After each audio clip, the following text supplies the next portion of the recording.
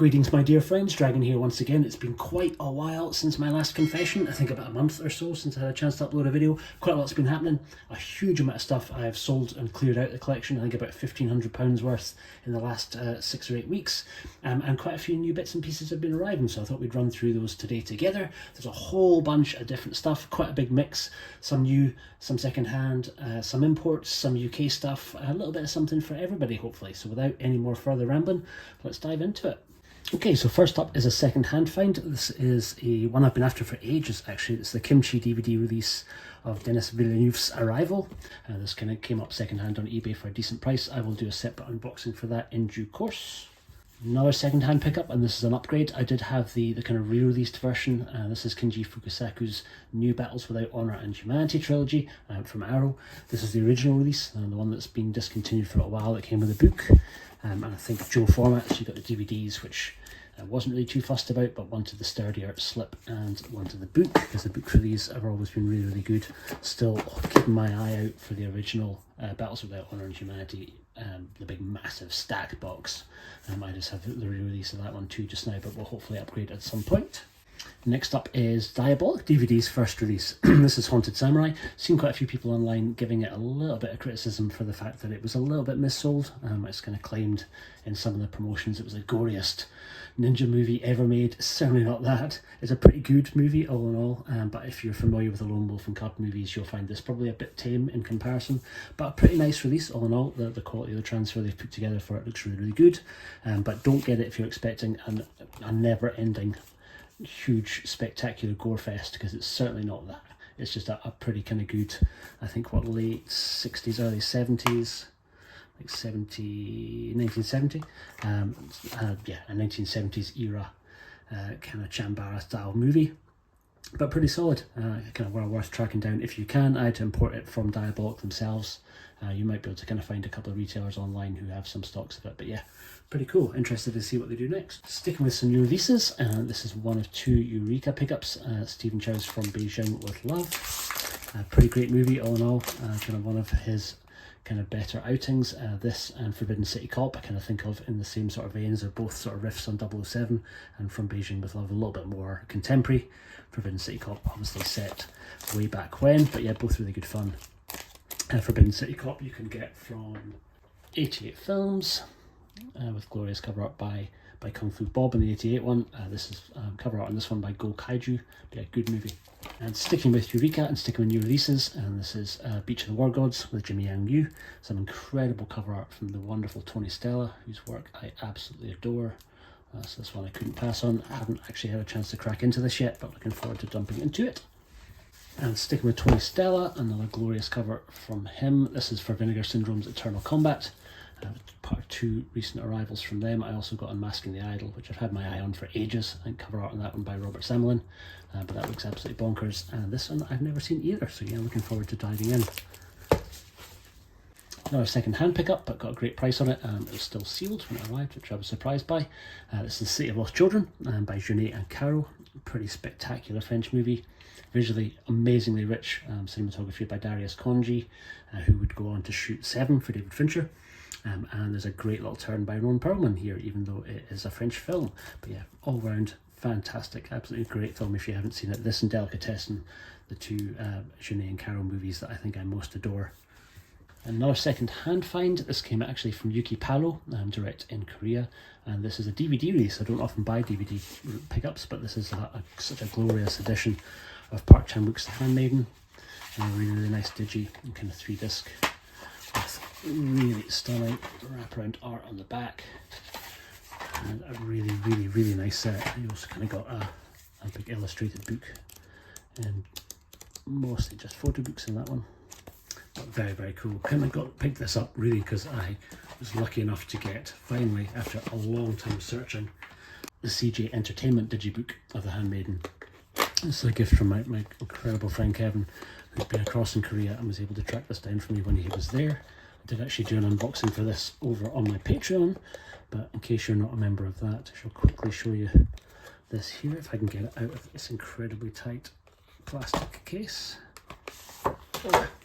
Yeah, really, really glorious, fantastic release. So this is the Bluray, and then I wanted to pick up the DVD as well, because the quality of the art and the presentation on this is so incredibly cool. These didn't actually come with it. That's me making up a mock of the steelbook, which I don't have, but that was the artwork for their steelbook. Slightly inverted as well, with two kind of colourways. Yeah, it's part Jam Books, the Handmaiden. A new find from Amazon Germany. This is the wonderful Shogun Ninja, starring Haruki Sanada in one of his earliest sort of feature starring roles, alongside Sonny Chiba. This we'll jump into just now because it has one of the worst covers I've ever seen. Really, really bad, and it's got one of those god-awful blue cases, which I absolutely detest as well. If anybody has watched my channel for a while, you will know I have a horrible allergy to Bluray boxes, and so generally try and swap them out as quickly as I can.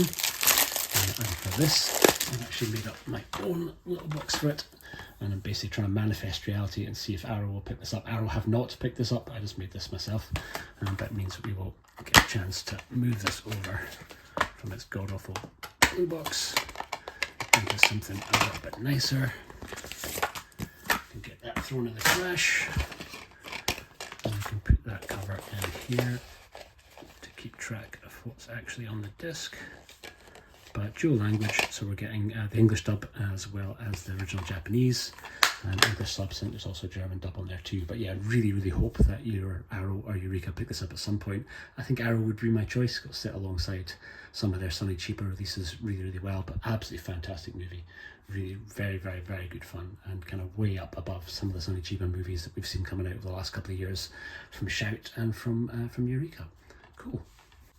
One that I've yet to crack into. This is 23 Seconds to Eternity, the KLF documentary, very recently released by the BFI. I was a massive fan of the KLF back in the 90s.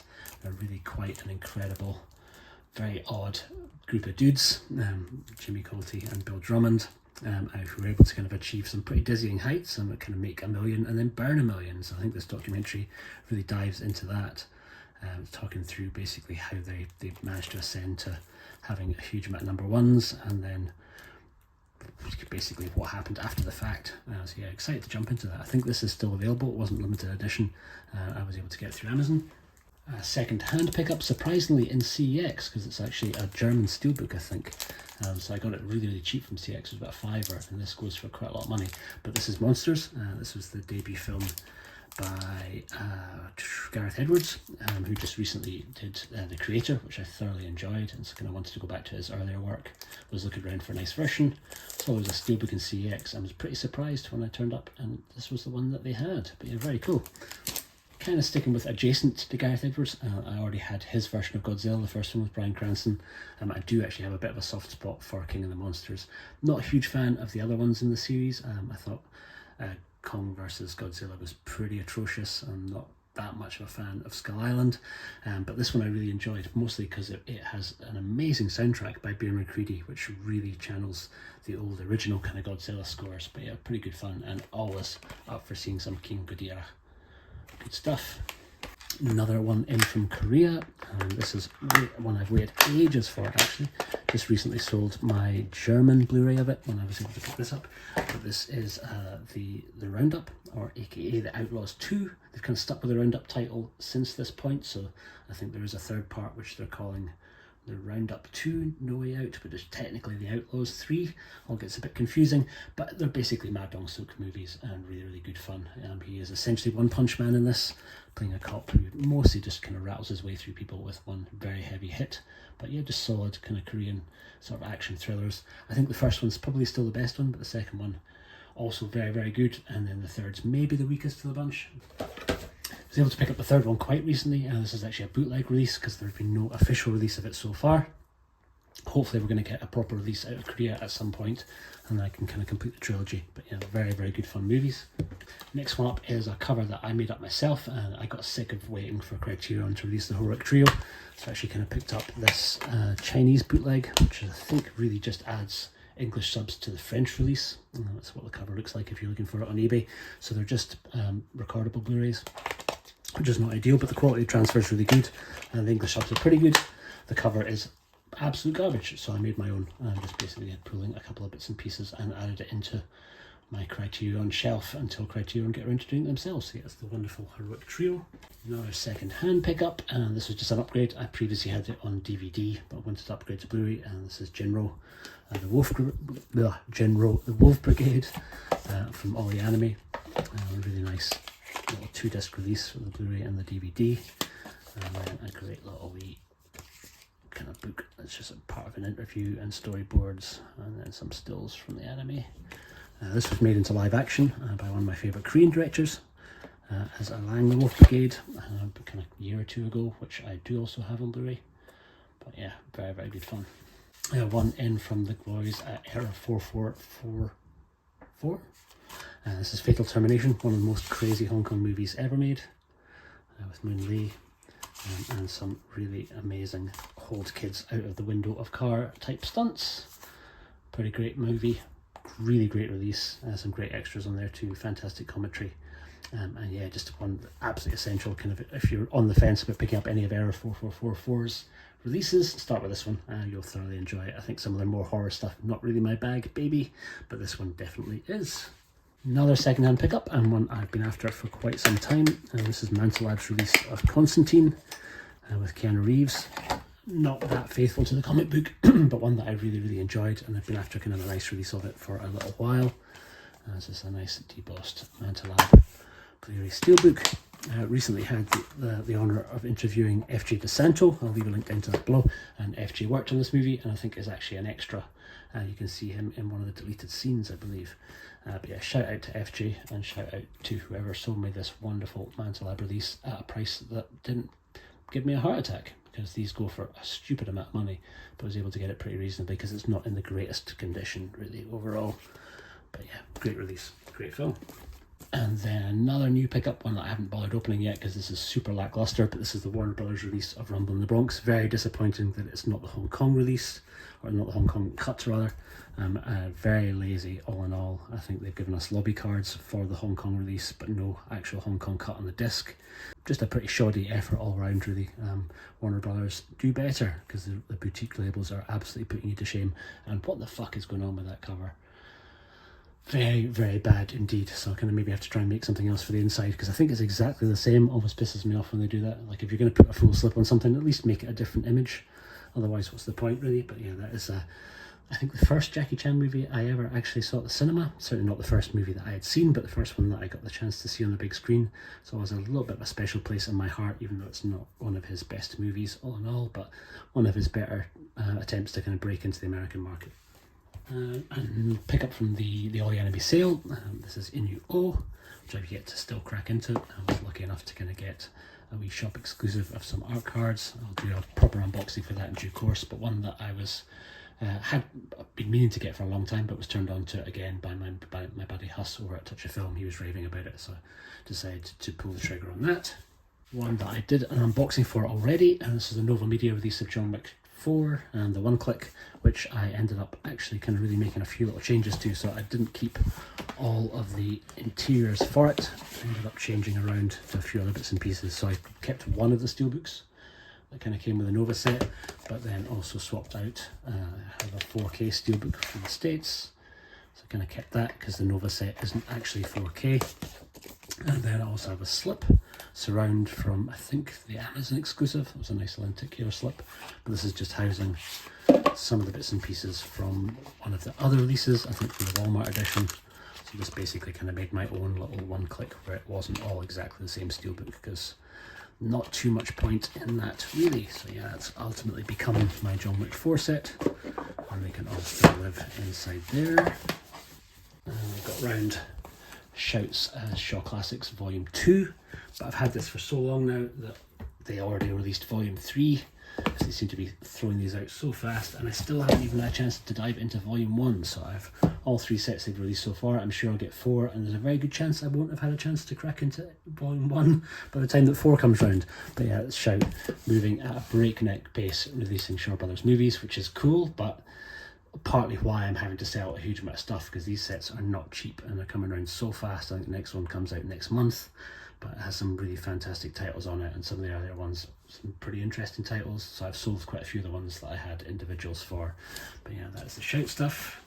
Another custom cover by, I think, by Stella. It's one of his sketches, but this is the Yakuza with Robert Mitchum, the kind of the Warner Premium release, which basically I'm not a huge fan of those slipcases of the art, so I've made a little fake Criterion case for it so I could use Tony's gorgeous artwork for that. Another bootleg pickup, and this is the incredible Korean series Moving, which if you haven't had a chance to see, jump all over, because it's easily the best thing that I've seen associated with Disney in years, really, and probably because they had nothing to do at all with the making of it, but absolutely fantastic kind of superhero based or superpowers based series, but the most incredible characterization and kind of one of the most compelling villainous characters that I've seen in some time in Frank. But yeah, just amazing, absolutely fantastic show. Another Manta Lab pickup. This came via King of Steel Media in the UK, and this is the Manta Lab release of Everything Everywhere All at Once. Did actually come with a steelbook, which I think I'm going to sell because I'm not a huge fan of the artwork on the steelbook. And it's also not 4K, and I already had the 4K release, so I've just basically swapped out my 4K for the steelbook, and I will sell the steelbook on. I'll do an unboxing for that at some point. In fact, I already did. It's up on the Patreon, so if you want to check that out, jump over and look at my Patreon page, and you can kind of find the unboxing and see what's inside that there. Some more Korean imports from UK Palo. This is the pretty recently released kind of Korean release of Project Wolf Hunting, with infinitely nicer artwork than the absolute garbage bullshit that we got here in the UK. Very cool. There was a one click of this, which I decided to pass on. It's not a steelbook, it's just a scannable case, but a really nice edition, and ordered from Jay, so I got some cards. I'll do an unboxing for this in due course. But at the same time, also picked up a second-hand copy of the CG Entertainment Digibook of Masquerade, a phenomenal Lee Byung-hun movie where he plays two different parts. He basically plays the king and then a guy who looks a lot like the king, who essentially takes the place of the king after the king is suspected to be poisoned, and he's kind of fearing for his life, so he basically hires this kind of court jester clown performer to take his place, and he proves to be a much better king than the actual king. Fantastic movie. And then sticking with Lee Byung-hun, and this is another second-hand pickup. This is Inside Men, which is really kind of great Korean thriller with Lee Byung-hun kind of playing a sort of gangster, former mobster, part pimp, but just ends up kind of falling foul of some pretty powerful businessmen who, really good. I don't want to tell you too much about it. If you've not seen Inside Men, track it down. I'm sure you can find a slightly easier to get version than this. It might well be on some of the streaming channels, but this one is well worth picking up. One that I haven't had a chance to dive into so far is Visible Secret. This one's from Radiance Pictures. One that I've never seen. It's directed by Anne Hoy, but starring Shuki and Cara Wei. And one that my buddy Alistair Dyson was raving about, so I thought I would pull the trigger on that while I still can, because I think it's just a single pressing. We're only doing 2,500 copies, and then when it sells through, that's it. There's not going to be any more. So jump all over it if you are curious to check it out. Second-hand pickup again, and this is Shout Select, or Scream Factory's release of John Carpenter's They Live. Already have their steelbook for Escape from New York, and this I got second-hand, but was amazed that it was still sealed. So yeah, I'll dive into that at some point, but one of the ones that I prefer the cover art for of the various many versions of They Live that are out there. I know there's a 4K, but I'm not too fussed about that. Another second-hand pickup. This is from CEX, and this is the Lupin III, the first, the sort of CGI kind of reboot of the franchise from a couple of years ago, but one that I thoroughly enjoyed. I thought it kind of stayed very true to the original in terms of spirit, and a really nice kind of replication of the book that's inside the movie all around the front of the scannable case. Dual format again, so I think it's DVD and Blu-ray. There's a nice little book with it, and was very cheap from CEX. And arrived in great condition. So CEX seem to be getting a lot better at wrapping their stuff. Another second-hand pickup, but again still sealed, and this was the Region A release of Criterion's The Silence of the Lambs, just filling out gaps in the Criterion collection, really. Ones that I've been after for a little while and got a great deal on that. Back to Park Chan-wook with his most recent. This is Decision to Leave. Great movie, horrible cover from Mubi. Not a fan of that poster at all. There's much nicer artwork out there, so again I've made another little fake Criterion cover, which has become a little bit of an obsession with me recently. I've been making a bunch of different kind of fake Criterion covers for things that I don't know where else to put. I don't have any other movie releases at all, so it look a little bit weird on the shelf just like that. So I ended up just basically making my own cover for it, and it can slip alongside some of the other Korean stuff that is in the Criterion collection, though sadly not by Park Chan-wook, but I usually kind of keep this alongside my Bong Joon-ho movies. I've still kind of kept the cards, but thought that this was a bit of a nicer pattern. You can see that the wallpaper in the film. They did do the right job on the disc. I thought the disc art was quite nice, but the actual overall cover I was not a fan of at all. A couple of pickups from 101 Films here in the UK, and this was their release of Chris Nolan's Memento in Steelbook. And so at the same time, I thought it was probably worth picking up their release of The Following, even though I have different releases of both. I've got the Criterion release of Following from the States, and I've got the incredible, the Blue Collection, the Kimchi DVD Steelbook release of Memento from out of Korea. So I'm not too sure when I'll get around to opening these, if at all. They might just sit on the shelf, and I'll probably think about them for a couple of years and then maybe sell them on. An 88 Films pickup, a pretty recent one, Magc Crystal. I'm not too sure if I'm going to double dip and get the Vinegar Syndrome release, though I do absolutely adore the artwork by Tony Stella. It's on the Vinegar Syndrome release, but Sean Longmore is no slouch, and really enjoy what he has done for this here in the UK. And from what I understand, the quality of transfer of the 88 version may be slightly better than the one that's on the Vinegar release, but we shall see, time will tell. And last but by no means least, and this is really two that I picked up for my wife. She's a huge fan of Mad Max Fury Road, but she's never actually seen the original, so I'm not a huge fan of the Terror Dome, the part 3, but I do really enjoy part 1 in its low budget madness, and especially enjoy part 2, which is just an absolute classic of action cinema. Some amazing stunts, some amazing kind of car stunts. Yeah, great movies, and these are HMV Cine editions. Slightly nicer presentation than that god-awful Rumble in the Bronx one, but two that I haven't cracked into yet. And that is us. Thank you very, very much for making it to the end of this. You're a legend if you've got through this. Your reward for making it through to the end is I can announce that I'm doing a giveaway quite soon for the upcoming Steelbook release of the 4th Evangelion reboot movie, so keep your eyes peeled on the channel for that. That'll be coming out hopefully later this month. Any more information that I have on that I will post up here. I've been the Fanatical Dragon. Thank you so much for joining me. Let me know in the comments down below what you all have been picking up over the last little while, and hopefully I'll be back without as much of a gap as I was this time. See you on the next one. Take care.